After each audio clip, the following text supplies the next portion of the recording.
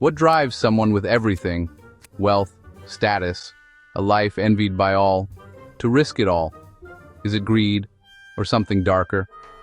Maybe it's fear, the kind of fear that festers behind perfect facades, threatening to unravel everything. For some, secrets are more precious than fortune, and protecting them becomes an obsession. This is a story of obsession, privilege, and the poison of perfection. On October 12, 2025, in the affluent suburb of Crestwood Hills, a plan was set in motion that would end one life and destroy another. Isabella Hartwell, heiress to a shipping empire, was always the star of her own show. But someone else was ready to reveal a truth that could bring her world crashing down. This story begins not with a crime, but with a question. Why would Isabella Hartwell, who had it all, commit a desperate, violent act? The answer is tangled in family secrets, hidden scandals, and the crushing weight of expectation. Let's go back, before the sirens, before the headlines, to a world where appearances were everything. In this world, a single crack in the facade could mean catastrophe. Isabella built a fortress of perfection, but a fortress is only as strong as the secrets it hides, and one terrible secret was about to be exposed. Isabella Hartwell was born into privilege. The Hartwell name was royalty in the city, built on a global shipping empire. From childhood, Isabella was taught she was special, destined to inherit the family business and legacy. But privilege came with pressure. Perfection is the standard was the family motto. Every move was curated for public consumption, her life a masterpiece of staged perfection. Behind the scenes, Isabella lived in fear of being seen as anything less than flawless. Friendships were strategic, relationships vetted, and her world became a gilded cage. Her obsession with control and image ruled her life. She believed her wealth made her untouchable, but a problem was coming that money couldn't fix. Someone knew the Hartwell legacy was built on lies, and that person was about to speak up, threatening to shatter Isabella's perfect world. The illusion was about to break. Every perfect story needs a villain, or so Isabella thought. For her, that villain was Maya Reynolds. Maya, a relentless investigative journalist, had a personal stake.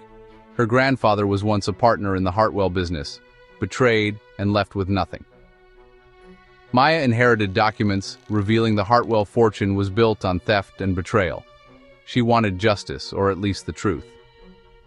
Maya began investigating quietly, but her questions soon reached Isabella.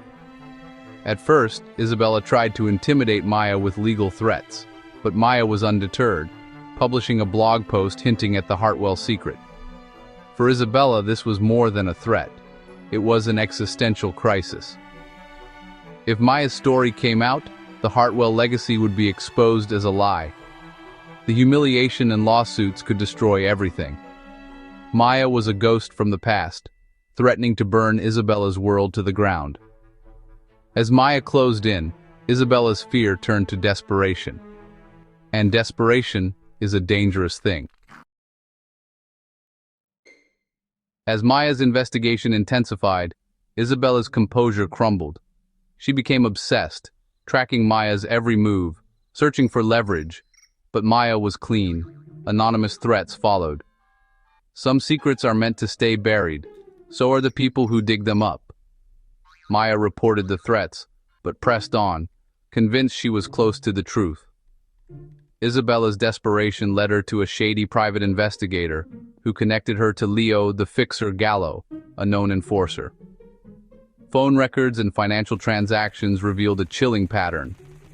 Isabella withdrew $50,000 in cash, arranging a secret meeting in a parking garage. Security footage showed her handing a briefcase to a shadowy figure. The whispers had become a deadly conspiracy. Isabella had crossed a line. She'd ordered a hit. The plan was set. Silence Maya. Erase the story and protect the Hartwell name at any cost. But in trying to bury the truth, Isabella set in motion her own downfall. The heiress had become a conspirator. The perfect life was about to unravel. and there was no turning back. October 12, 2025. Maya Reynolds worked late, finalizing her exposé on the Hartwell family. She had her proof, a sworn affidavit confirming the story of betrayal. Her last message to her editor: "It's done, ready to publish." At 9:30 p.m., Maya left her office for the last time. In the parking garage, she vanished. No witnesses, security camera disabled. Her car was found untouched, but her laptop was gone. This was no random crime, it was a targeted hit. Isabella played the concerned acquaintance online, but police were already connecting the dots. 3 days later, Maya's body was found in a remote park, killed by a single gunshot. The killer left little evidence, except for a unique shell casing.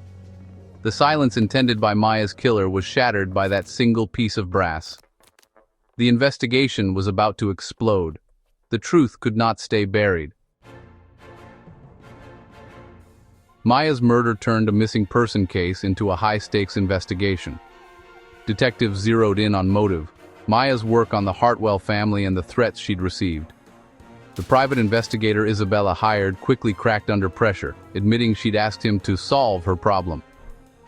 He connected Isabella to Leo Gallo, the contract killer. Ballistics matched the shell casing to Gallo's weapon of choice. Facing life in prison, Gallo confessed. Isabella paid him $50,000 to make Maya and her story disappear. He described the meeting, the cash, and the instructions. He even led police to the murder weapon and Maya's laptop, dumped in a river. The evidence was overwhelming. The chain led from family secrets to a desperate heiress to a cold-blooded killer. Police arrested Isabella Hartwell at her estate. The fortress of perfection had finally collapsed. Justice was closing in. Isabella Hartwell's trial became the year's biggest media spectacle.